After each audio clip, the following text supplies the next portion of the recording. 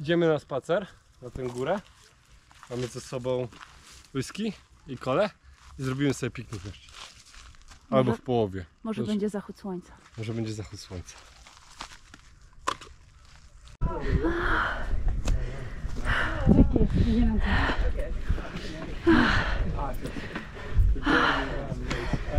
We will do it!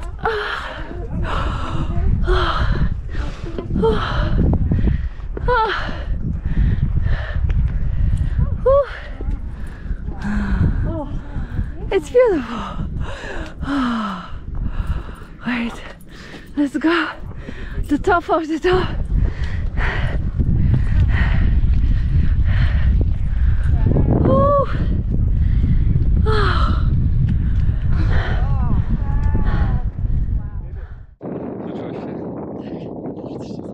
Chciałaś się poddać po drodze? Nie, bo jestem uparta jak osioł. Dobrze. Teraz uciekamy, bo chmury nad nami nas gonią. Chyba za bardzo nic nie widać, ale źle obliczyliśmy czas, więc teraz po ciemku, po zmroku i normalnie bez światła wracamy z góry. Lobu! A tam jest miasto. Pół godziny od nas.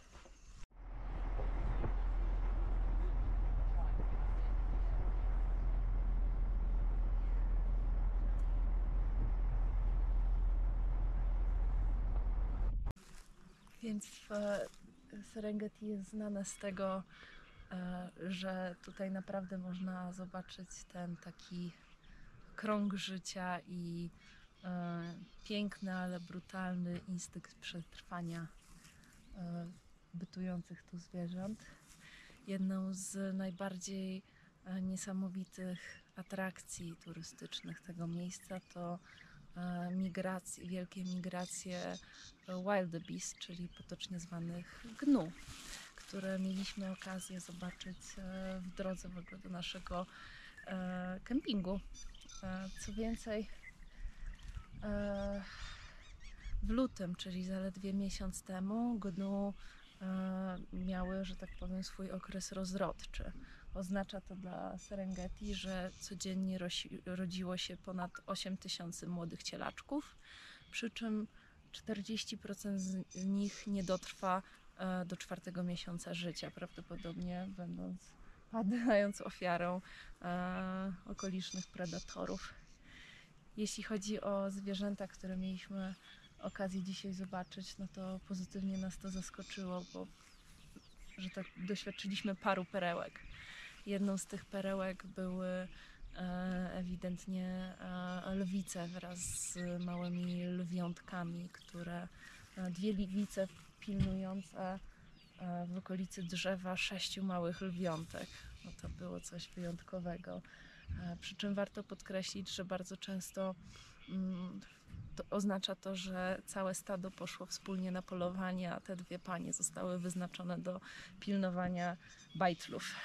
Jeśli zaś chodzi o lwy, interesujące jest to, że bajka popularnie znana pod tytułem Król Lew nie odbiegała daleko od rzeczywistości, która wśród tych zwierząt wygląda tak, że w przypadku pokonania dotychczasowego samca alfa morduje on wszystkie lwiątka płci męskiej, pozostawiając przy życiu tylko szczeniaki damskie, które mogą zostać jego przyszłymi narzeczonymi. Kolejne zwierzę, które dzisiaj mieliśmy okazję zobaczyć, to antylopy, które swoją drogą chyba również tam się w grupce zbiły. Jeżeli chodzi o strukturę ich życia, to można spotkać dwie grupy. Pierwsza grupa jest potocznie nazywana haremem, w którym występuje zaledwie jeden samiec i całe stado samic. No i oczywiście wokół haremu na ogół gdzieś na obrzeżach bytują sobie tak zwane bachelor party, czyli grupa kawalerów, którzy mają nadzieję, że w końcu będą na tyle silni, żeby mogli stawić wyzwanie dominującemu samcowi i sami zostać przewodniczącymi haremu. No tutaj akurat udało nam się przejechać przez rzekę, przy czym po lewej stronie naszego traku można było ujrzeć hipopotamy, natomiast po prawej afrykańskiego krokodyla.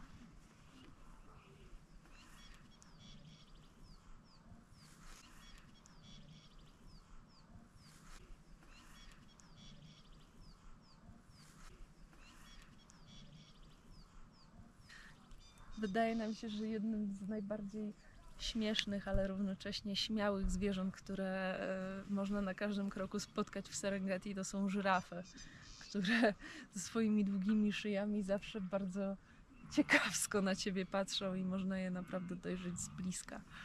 Dużo ich dzisiaj widzieliśmy, prawda? Bardzo dużo, bardzo dużo. Miałeś jakąś swoją ulubioną?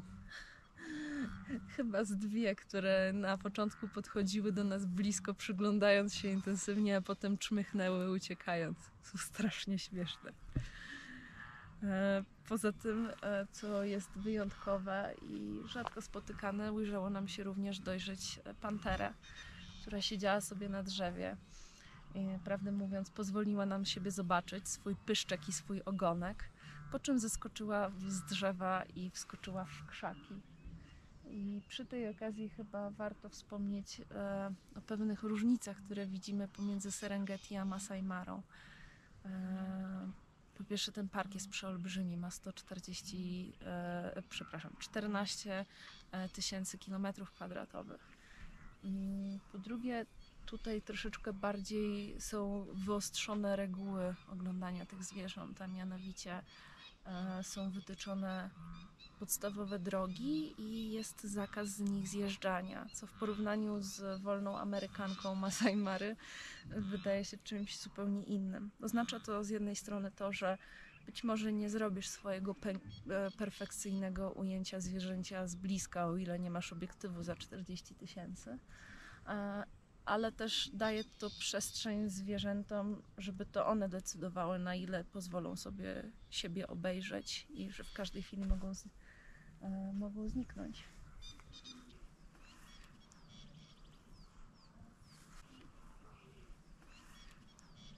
Musisz mieć tutaj latarkę, czołówkę, ponieważ nasz kemping w żaden sposób nie jest ogrodzony.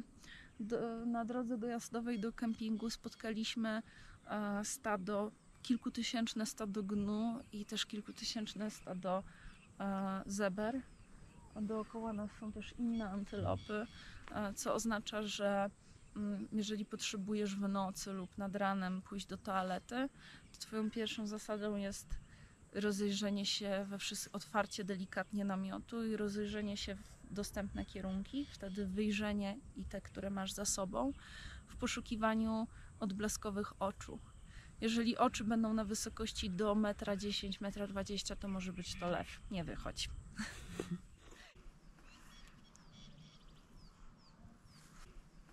Kolejną dostrzeżoną przez nas różnicą jest różnica pogodowa, której tu doświadczamy.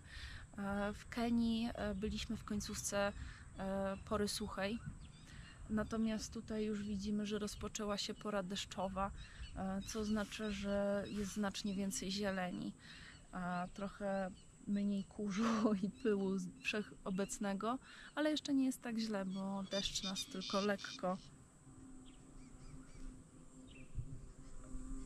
Lokalny bomber.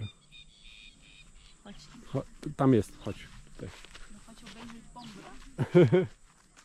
O Jezu, to jest ten gnojak, to jest ten taki żółk czarny gnojak i on tam wszedł i aż się rusza całe kubka gnoju.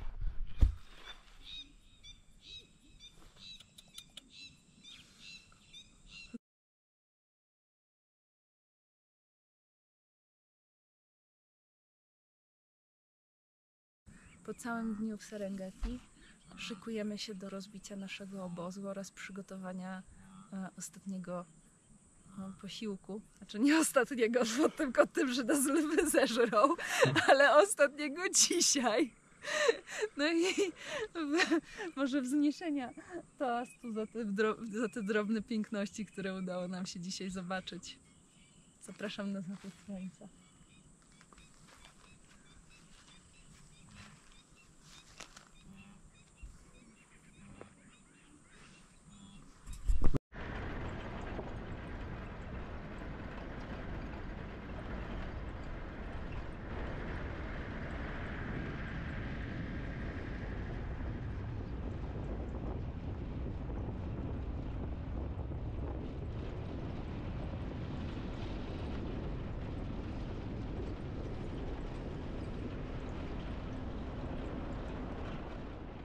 Jest 18 marca, godzina 7 rano.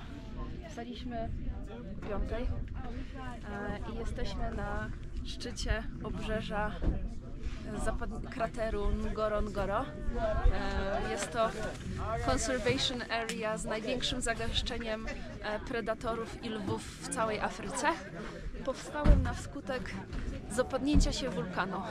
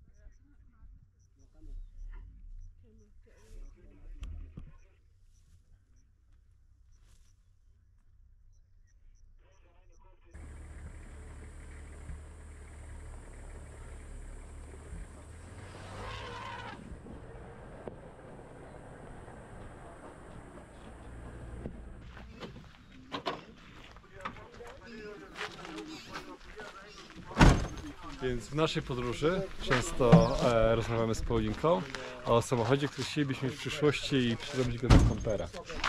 Naszym ulubieńcem póki co jest właśnie ten Land Cruiser, który ma już swoje lata, ale jest ulubionym samochodem Afryki. Zobaczcie, przerobiłem wszystko firmę z Ameryki Południowej. Normalnie kończy się tutaj. A teraz jest przebudowany i zrobiona cała ta góra, gdzie generalnie chcielibyśmy mieć kuchnię i wszystkie nasze graty. A na górze otwierałby się, tak jak tutaj ta półka, nasz namiot lub dwa, taki wystający z góry. Strasznie dostają tutaj pierdol te samochody na tych bezdrożach i dziurach, a mimo to rozmawialiśmy z kierowcami i po przejechaniu kilkuset tysięcy kilometrów dalej są sprawne. Żwawe. Żwawe, to Czy prawda. jest tutaj ktoś, kogo byś chciał pozdrowić przy tej okazji planów samochodowych? Oczywiście, więc specjalne pozdrowienia naszego wujka Arka. Mam nadzieję, że wujek nam pomoże z ogarnięciem i z budowaniem tego samochodu.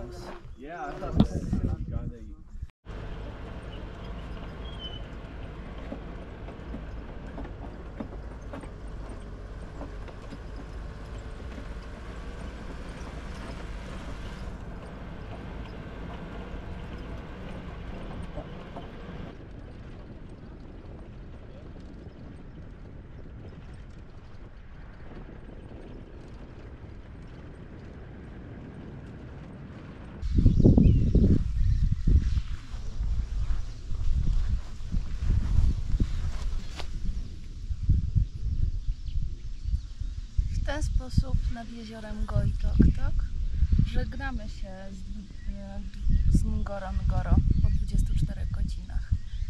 Krater przywitał nas atakiem bawołów o świcie na nasze namioty, a pożegnał dużą ilością ludzi.